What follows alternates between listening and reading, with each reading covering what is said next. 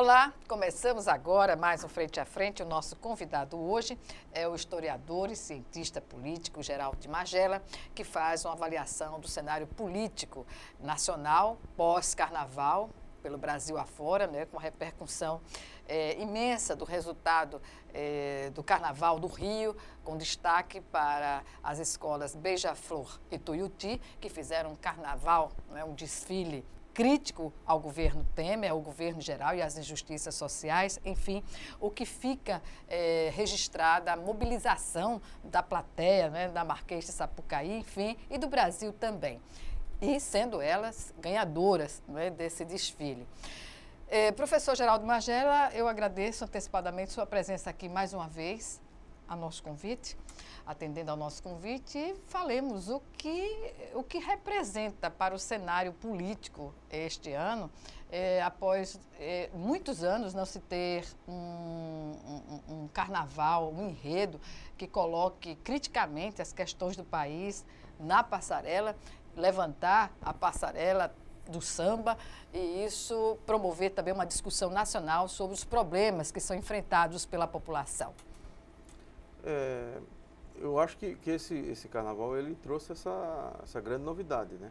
Porque, por exemplo, falar da escravidão, há décadas que as escolas de samba sempre tratam do tema da escravidão, da história do Brasil. Aliás, era muito tradicional nas escolas de samba ter enredos. A Império Serrano era uma das escolas que mais trabalhava a história do Brasil, né? Essa temática. Entre os compositores da escola de samba da Império Serrano, o Silas de Oliveira.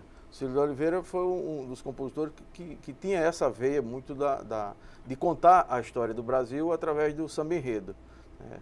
O carnaval desse ano, tanto a Mangueira, tanto a Beija-Flor quanto a Paraíso do Tuiuti, eles foram para um tema muito atual, contemporâneo, nosso, do dia a dia, a reforma trabalhista, a reforma previdenciária, os escândalos de corrupção, a crítica aberta, não uma crítica velada, mas uma crítica aberta, com a fotografia do prefeito do Rio de Janeiro, uma crítica ao comportamento do prefeito como evangélico, e não como prefeito, mas que ele colocou a condição religiosa dele em detrimento da posição, da função, e da do cargo condição que do Estado laico que nós temos. Do Estado laico, né? Ele pode ser evangélico, como ele é, mas poderia ser católico, ou poderia ser um bandista, ou poderia ser ateu. Contanto que ele é o prefeito da cidade do Rio de Janeiro. A maior festa da cidade do Rio de Janeiro é o Carnaval, uma das maiores festas do Brasil e do mundo, né? Cortar gastos, né? Penalizou a maior festa que promove o Rio de Janeiro. Boicotou o Carnaval de todas as formas, não foi a abertura do Carnaval, disse que ia estar presente e viajou uma viagem simulada, porque não há absolutamente nada de proveitoso nessa viagem. Nada oficial, que justificasse. Não tem, porque ele poderia ir, por exemplo, hoje. Quinta-feira, quarta-feira, ou na próxima segunda-feira. Não ia alterar em absolutamente nada o assunto que ele ia tratar lá na Alemanha e na Suécia, né? Pode ver que o resultado dessa viagem vai ser nada, né? O desfile da Beija-Flor, ele é um desfile foi um desfile muito forte, né, nesse sentido, porque ele tratou especificamente de questões do Rio de Janeiro, tanto da prefeitura quanto do governo do estado. A crise que o Rio de Janeiro está vivendo, a crise de segurança, a crise da educação, de funcionários públicos que não recebem há meses, atrasado, picotado o 13º pago em 8, 10 prestações. O estado de calamidade do Rio de Janeiro, a Beija-Flor conseguiu traduzir, né? E traduziu muito bem, tanto é que levantou a Marquês de Sapucaí e deu a repercussão que deu internamente no Brasil e a repercussão muito grande fora do Brasil.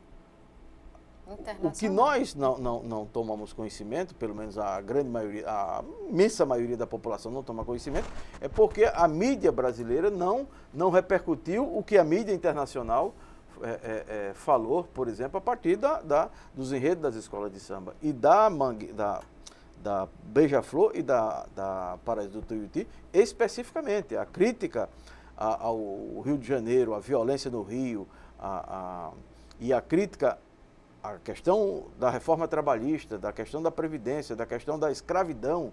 Não é mais a escravidão que nós estamos tratando dos negros que foram escravizados. Do início da colonização. Não, a atual circunstância. Nós somos escravos ou não somos escravos? Essa é a pergunta, porque você está perdendo os direitos consagrados já há 70, 80 anos, que estavam consagrados na CLT, muitos desses direitos os trabalhadores perderam. A Previdência Social, que é o maior programa que o Brasil já alcançou na sua história republicana, está ameaçado agora de perder. E eu, você e muitos milhões de brasileiros não poderemos não nos aposentar. Eu, por exemplo, tenho 37 anos de contribuição e a perspectiva, passando essa reforma que está aí, a melhor perspectiva para eu me aposentar pelo INSS integral eu vou ganhar dos deputados e senadores e do próprio Temer e dos banqueiros mais 8 anos de trabalho. Hoje eu posso me aposentar. Tenho 37 anos de contribuição. Mas vai ter perdas, né? 31%. E significativa a perda. Em qualquer salário que você pede 31%, isso abala qualquer renda. Né? Então, eu estou dando um exemplo pessoal, que tem milhões de brasileiros. E pela regra atual, eu tenho o quê? Mais 6, 7 meses de contribuição em agosto. Pela regra atual, eu me aposentaria em agosto, com 38 anos de contribuição.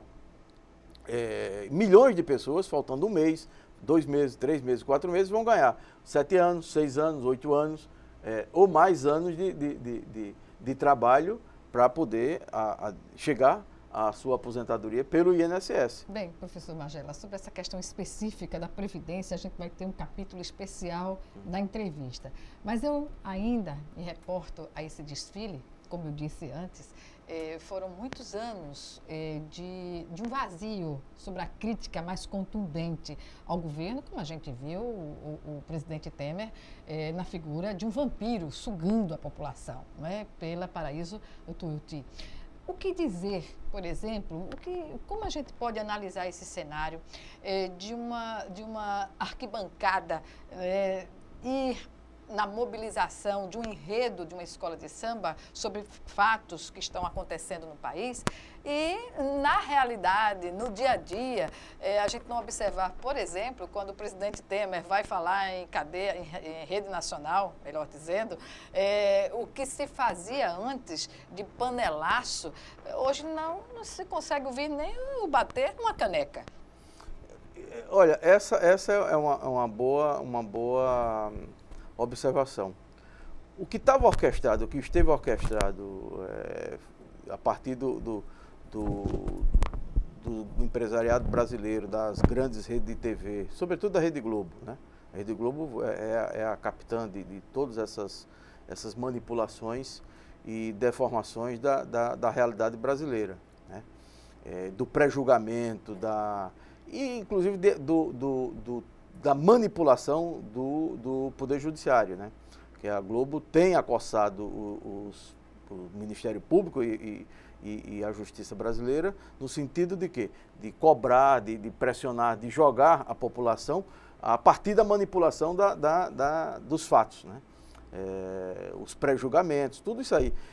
Hoje você não tem mais nada disso, porque o vampiro que está no poder, representado pela escola de samba, que é na figura do Temer, que simboliza o vampiro que suga o sangue e a riqueza do povo brasileiro, ele é o objeto de conveniência do capital, dos rentistas, das grandes seguradoras, dos bancos e da grande mídia brasileira e internacional, que estão afinadas com esse tipo, dos grandes investidores que estão afinados com esse tipo de agenda, que é a agenda de quê? De reduzir ao máximo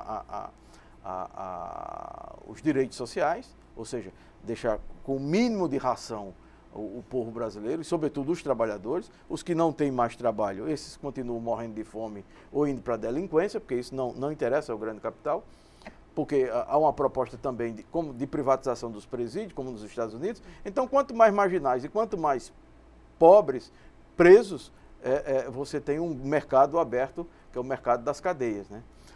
A parceria público-privada dos presídios brasileiros é isso, né? Então, aqui em Alagoas, por exemplo, nós temos uma que é um grande instrumento um grande negócio. É melhor até do que vender petróleo.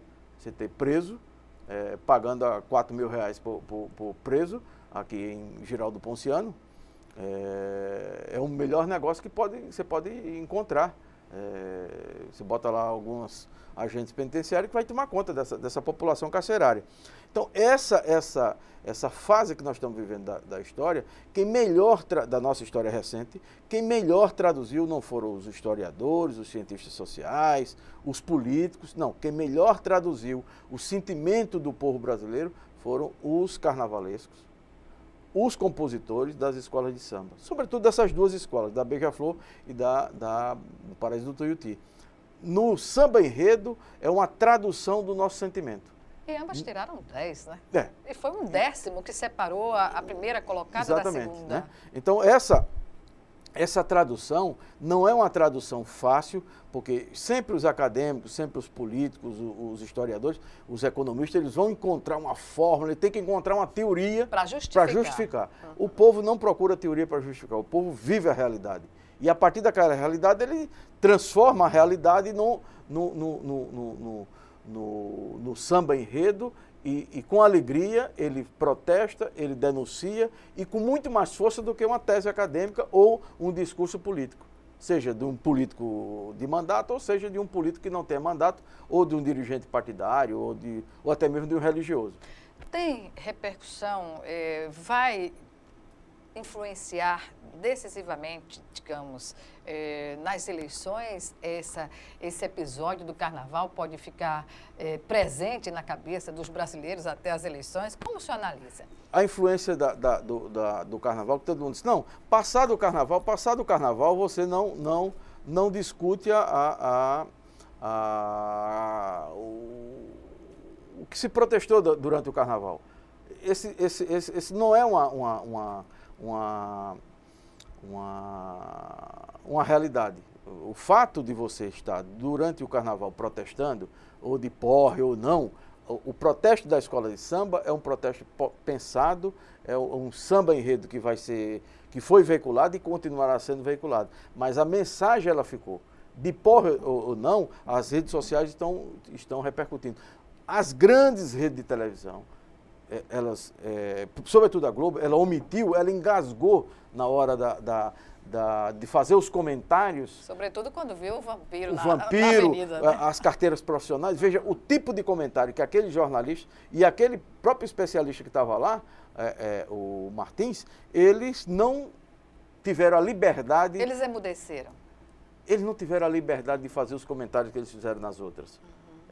Se justificou porque, como é que a tradução da Pacovan, que é a banana na língua indígena, milhões de detalhes sobre a escravidão, como era feito, todas as alas... Mas nada atingindo a questão quando vai para a questão central, ou seja, para a questão da denúncia política, do quadro atual, aí todos eles recuaram.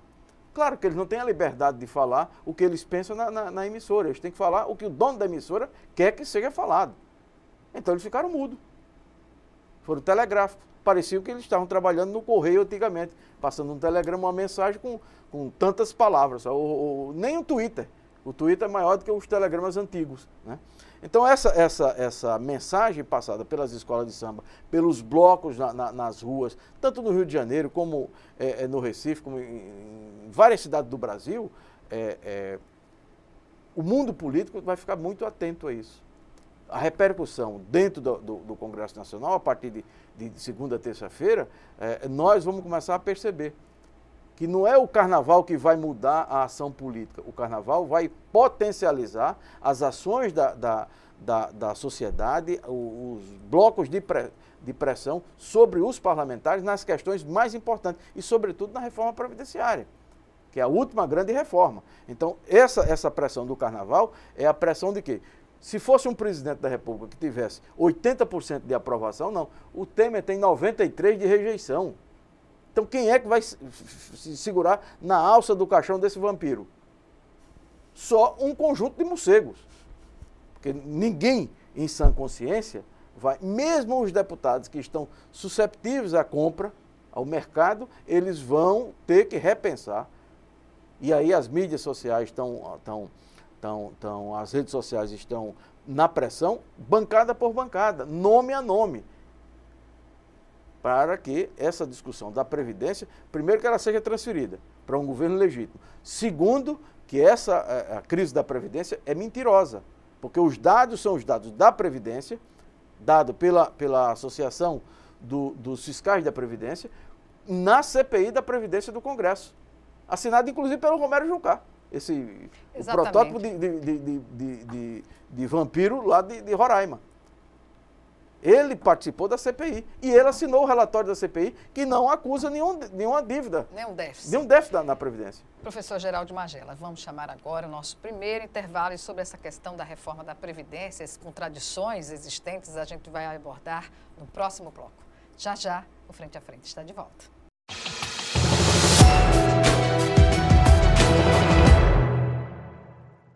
Pelas leis da aerodinâmica, o besouro não pode voar. As asas são pequenas demais para o peso do seu corpo. E seu cérebro microscópico, incapaz de enfrentar a complexidade de um voo. Ainda assim, o besouro prova que o inexplicável, o difícil e o que parece improvável, muitas vezes acontece. Associação Brasileira de Linfoma e Leucemia. 100% de esforço, onde houver 1% de chance.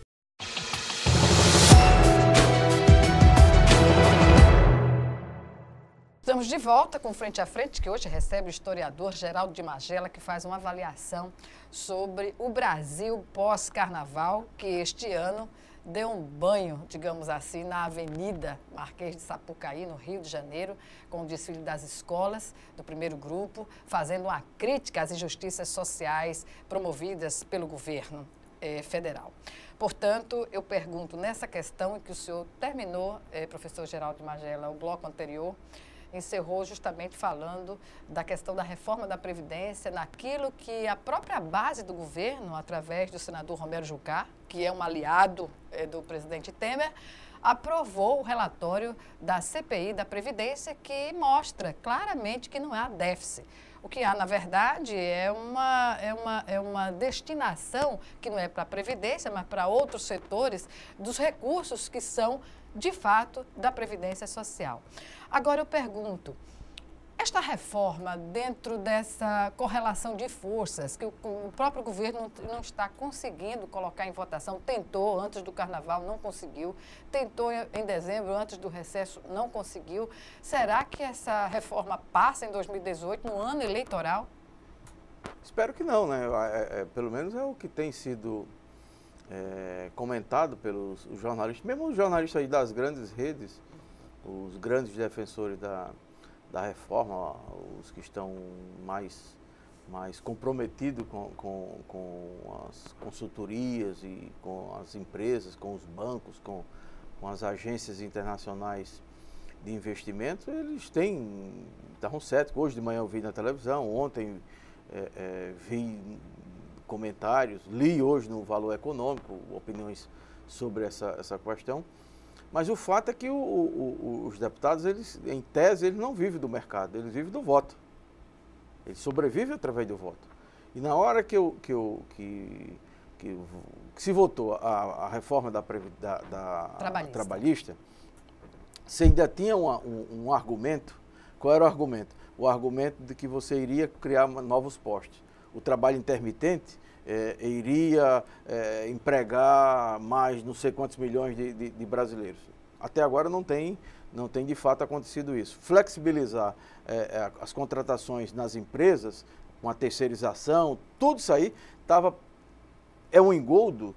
O mundo do trabalho vai sofrer muito, os trabalhadores vão sofrer muito com essa questão, o discurso, a mantra contra a justiça do trabalho, como se a justiça do trabalho fosse o cavalo de batalha que está fazendo com que a empresa brasileira perca mercado, vá à falência e deixe de ter lucro.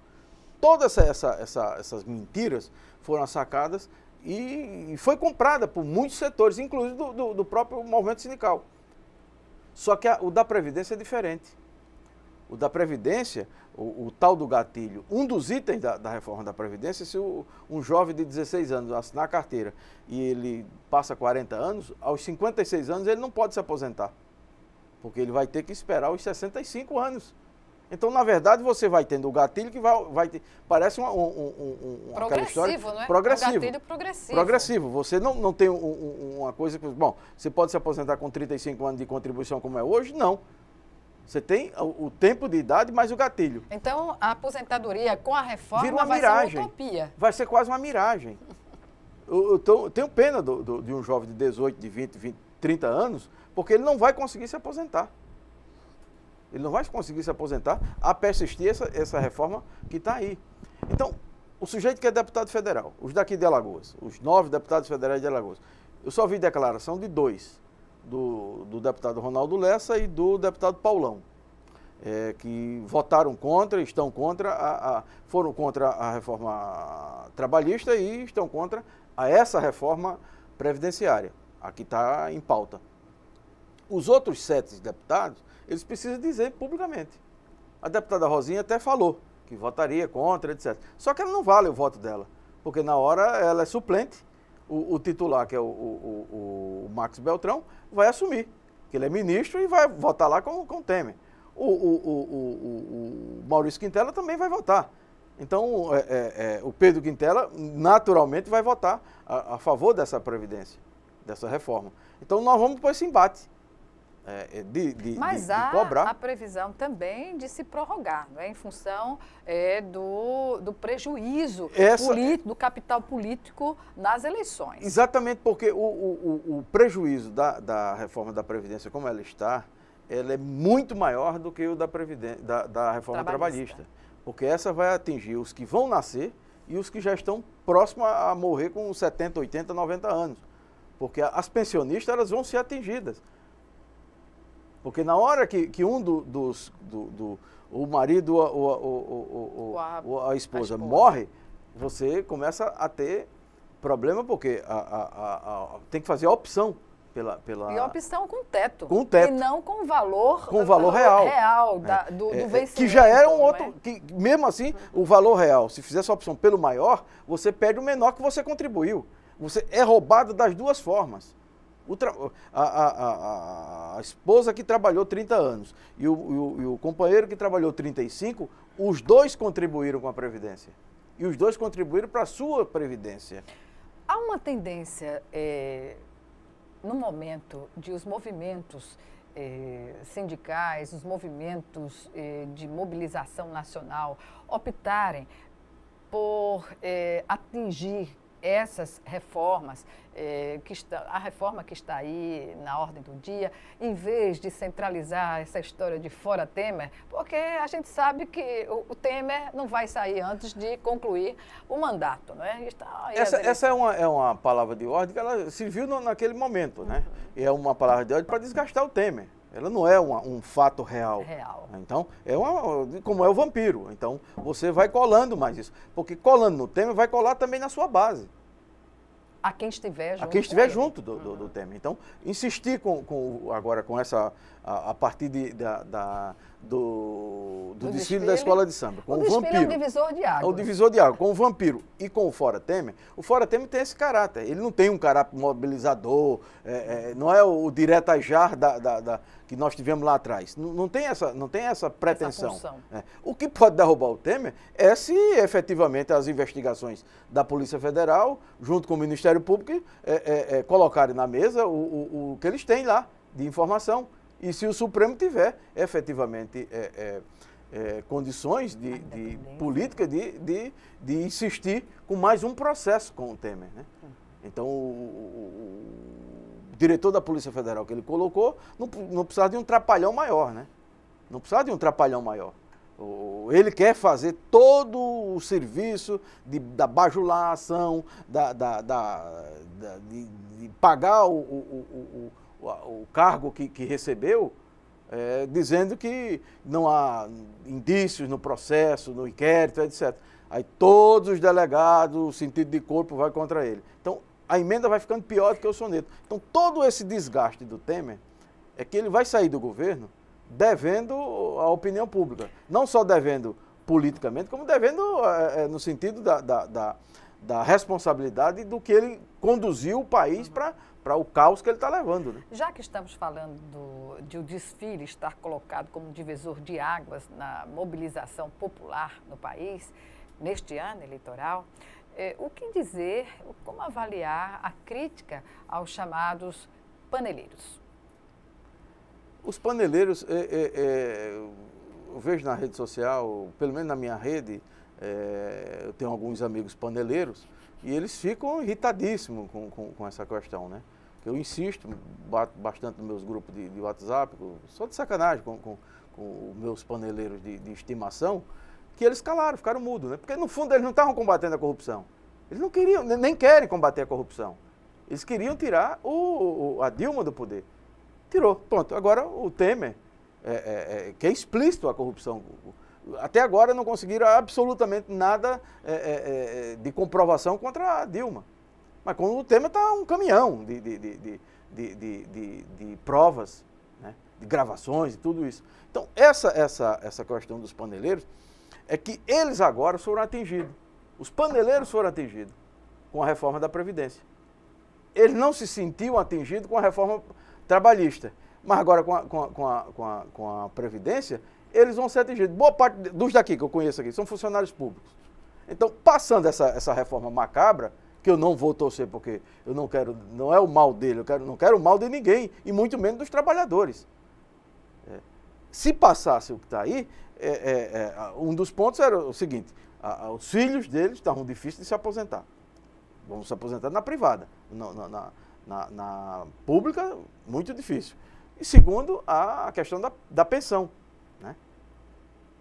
Eles não poderiam imaginar que tivesse a possibilidade de perder a pensão, ou ter reduzido consideravelmente o direito à pensão. Então, são direitos fundamentais que ninguém... Haver teto para a pensão. Haver teto para a pensão. E o teto significa que você foi... Não tem outra expressão, roubado. Só não há teto para o judiciário, né? Não. Na reforma. Ao contrário, né? O judiciário, o Ministério Público... É justo? Claro que não, né? Claro que não. Porque não faz sentido você ter os militares. Você tem que discutir a reforma. Eu defendo uma reforma da Previdência, não essa. Que tenha que colocar toda essa discussão com os setores. As Forças Armadas. Nós precisamos discutir com as Forças Armadas que tipo de previdência nós vamos ter com as Forças Armadas.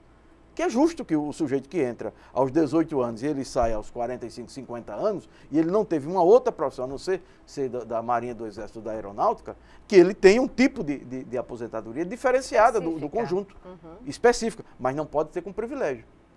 Professor Magela, dentro dessas questões discutidas, há privilégios, há um massacre contra a população assalariada nessas questões da reforma da Previdência quanto da trabalhista.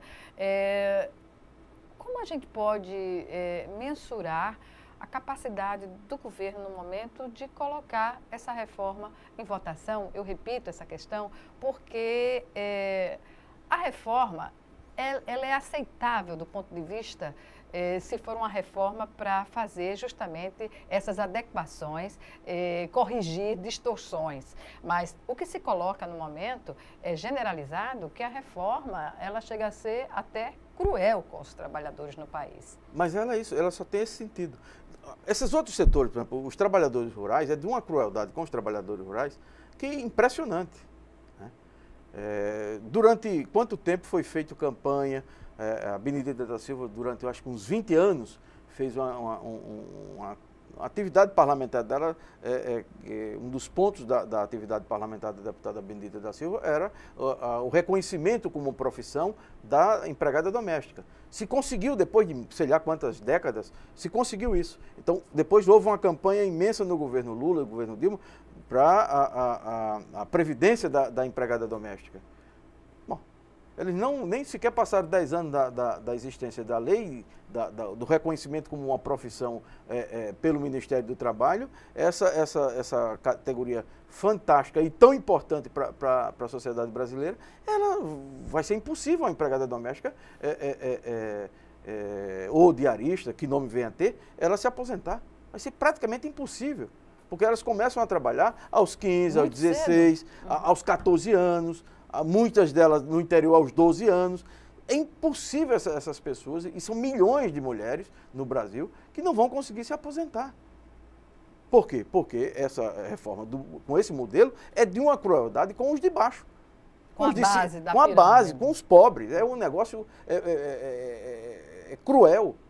Agora, com os do primeiro andar está tudo bem. Pois é, por que nos países desenvolvidos, essas questões com a maioria, há uma prioridade, o que não acontece, essas questões que vão assegurar justamente a saúde, a educação, a previdência, são colocadas de uma maneira a preservar essa classe popular, e nos países em desenvolvimento, como no Brasil, acontece dessa forma. Porque é o que a escola de samba retratou muito bem, é a escravidão. A herança da escravidão ainda é presente. Na Alemanha, na Suécia, nos Estados Unidos, qualquer um outro desses países, a Itália, etc., a elite desses países, a elite econômica, intelectual, cultural, elas têm um certo pudor. Eles não conseguem entender que o sujeito viva miserável naquele país, com tanta riqueza, e eles fiquem nadando no dinheiro e uma massa impressionante de trabalhadores na miséria. Então, isso é inconcebível do ponto de vista do capitalismo. Não é de cristão, porque o sujeito é cristão, é católico, não é nada disso, não. É do ponto de vista da sobrevivência do capitalismo. De manter as relações. As relações saudáveis, de compra, de venda, a economia em funcionamento. Estável. A economia em funcionamento. O cidadão poder comprar o eletrodoméstico, poder pagar as suas contas em dia e ter uma vida normal e ser um trabalhador. E prestar serviço para quem? Para os patrões, para a classe média, para a elite. Por isso que qualquer atividade de trabalho é valorizada e respeitada, não é? Claro, num país como o Brasil, onde o gari, ele só é bem tratado quando ele está num espetáculo na Marquês de Sapucaí, aí como você tem aquelas, já são figuras carimbadas do carnaval, aqueles caras bons sambistas, etc. Então aquele negro, ele tem uns 5 minutos de fama. Passou dali, ele é invisível, você passa pelo gari na rua e ninguém cumprimenta, nem dá bom dia. Exatamente. Agora fica uma semana sem o gari. Exatamente. Professor Magela, vamos chamar agora o nosso segundo e último intervalo. Já, o Frente a Frente está de volta.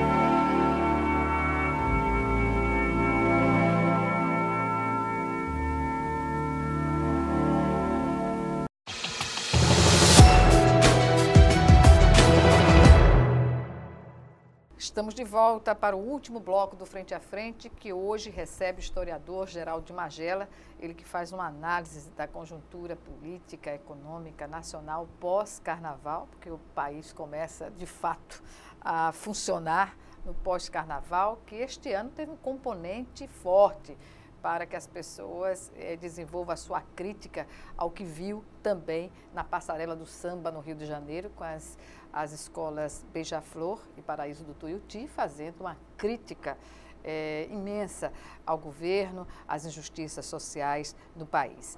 Portanto, dentro dessa questão, dessa composição das injustiças sociais, estava lá a questão da Previdência. Professor Magela, A quem interessa a reforma da Previdência no Brasil? Curto e grosso. Os rentistas, né, e os bancos. O principal interessado são os bancos e as seguradoras, né? Porque os bancos, eles vêm advogando há bastante tempo com lobby de grandes economistas, de jornalistas famosos, para massificar a história de que a Previdência está quebrada. E que o Brasil vai quebrar igual a Grécia, vai ficar igual a Espanha, ou sei lá o quê, que não tem nada a ver uma coisa com a outra, porque a Previdência brasileira está dentro de um capítulo chamado da Seguridade Social, que é a saúde, a assistência social e a previdência social. Então, você tem contribuições independentes que vão para esse fundo. Especificamente para esse fundo. A Previdência Pública, ela não está dentro disso aí. A Previdência Pública está no outro, é uma outra conta. Essa conta da Seguridade Social, que os comentaristas econômicos, todos eles da Globo, do SBT, etc., nenhum deles se reportam a isso. Os especialistas sérios se reportam sempre a essa questão, né? E de separar as contas. Então, como separar as contas? Você vai ter que tirar o que é da Seguridade Social, da assistência social, o que é da saúde, do SUS, etc., e o que é da Previdência do regime geral, ou seja, o INSS. Então, essas contas são independentes e são superavitárias. Não tem nenhum problema. O dinheiro que está sendo tirado da Previdência para pagar juros dos bancos e para colocar em outras áreas do governo e que não voltam para o caixa da Previdência, é o que dá esse déficit fictício. A ADRU, a chamada ADRU. A desvinculação de receitas. Então, essa é uma armadilha. E a partir daí você começa o mantra da Miriam Leitão, do Saldenberg, de todas essas figuras que estão atreladas aos seus patrões e aos grandes donos de seguradoras, aos bancos. Então você cria a imagem de que são os funcionários públicos os que estão quebrando o Estado brasileiro. Não é nada disso. E mesmo os funcionários públicos, mesmo os que ganham alto, eles contribuem. Eles contribuem. O que eu acho que tem que ter é uma reforma que você discuta o setor público e o setor público no judiciário, no legislativo e no executivo, e no Ministério Público. As Forças Armadas e as polícias é um capítulo à parte de todos os outros trabalhadores. São funções inerentes, específicas. E porque o serviço da polícia, das polícias de um modo geral, é um serviço específico em qualquer lugar do mundo. Então, é uma carreira que tem que ser uma carreira de Estado. Não pode ser um funcionário público igual ao porteiro, igual ao escriturário, ao agente administrativo ou, inclusive, ao procurador. A um procurador, que é um alto cargo, ou um auditor do Ministério da Fazenda ou do Ministério da Saúde, seja de onde for. O policial ele tem que ter um bom salário, mas um bom salário, não é salário de miséria que paga em Alagoas, que paga no Maranhão, que paga em São Paulo, ou no Rio de Janeiro que não paga. Não, tem que ter, porque é o sujeito que arrisca a vida e que tem uma função que é de dar proteção à sociedade. Se tem desvio na polícia, se tem roubo, se tem morte, isso é um outro capítulo. Isso não discute na Previdência, se discute com uma boa investigação. Polícia e Justiça. Com justiça. É um outro departamento. Agora, as carreiras de polícia têm que ser carreira de Estado. Tanto Polícia Civil, como Polícia Militar, como Polícia Federal, são carreiras de Estado. Ou seja, você tem que ser preservado. O fato do sujeito entrar na polícia e ele não ter nenhuma outra função, ele ser só policial, e ele ter 25 anos. Agora, você passa 25 anos entrando em favela, descendo morro, subindo morro, dando plantão e arriscando a vida. Sai de carro de manhã e não sabe se volta. Então, que grau de estresse você, no final da sua carreira, a essa atividade? Então, essa atividade não é uma atividade qualquer. Agora, eu não vejo os policiais discutirem a partir desse enfoque. É sempre discutindo. O soldado discute um tipo de coisa com o cabo, o sargento e os oficiais com outro, e os oficiais discutem um outro tipo de privilégio. Que esses aí têm privilégio diante da tropa. Então, as distorções que há nas polícias têm que ser reduzido não, tem que ser eliminado as distorções e você colocado em padrões civilizados, que a sociedade banque essa polícia. Internacionais, e que a sociedade tenha consciência. Não, eu pago imposto para pagar uma polícia. Eu não pago imposto para pagar privilégio. E eu sei que o policial que está indo atrás de bandido, tomando conta de presídio, etc., esse sujeito é um membro da sociedade que nós pagamos e temos que pagar muitíssimo bem, para ele não se corromper, para ele não matar, para ele não cometer nenhum tipo de crime. Ele não passar a ser um criminoso com a falha do Estado. Então essa é a compreensão que eu tenho da Previdência para as polícias e para as Forças Armadas. Não dá para ser a Forças Armadas que você vai passando as pensões para filha, para neta, para bisneta. Não dá mais isso. Isso foi de um tempo de um Brasil que não comporta mais isso. Agora você tem que ter salário para as Forças Armadas, condições, porque o sujeito está para servir a pátria, para defender os interesses de uma nação. Então é para isso que funciona as Forças Armadas. O Judiciário, idem. O Judiciário é um poder que não pode ter esses puxadinhos de o sujeito ter auxílio creche, o fura-teto, auxílio moradia, auxílio creche no Rio de Janeiro, vale alimentação, um restaurante por andar como o Tribunal de Justiça do Rio de Janeiro, e ter 33, 40, 70, 80, 105 mil reais, como receberam esses três membros do Tribunal Regional Federal da 4ª Região em Porto Alegre. Um deles recebeu 105 mil reais agora no mês de janeiro. Então, o teto existe para o aposentado do trabalhador da iniciativa privada, ou seja, do INSS. Uhum. E para esse setor do Estado, que tem carreira do Estado, garantias que nenhum outro trabalhador tem. Um juiz tem garantia que nenhum outro trabalhador do serviço público tem.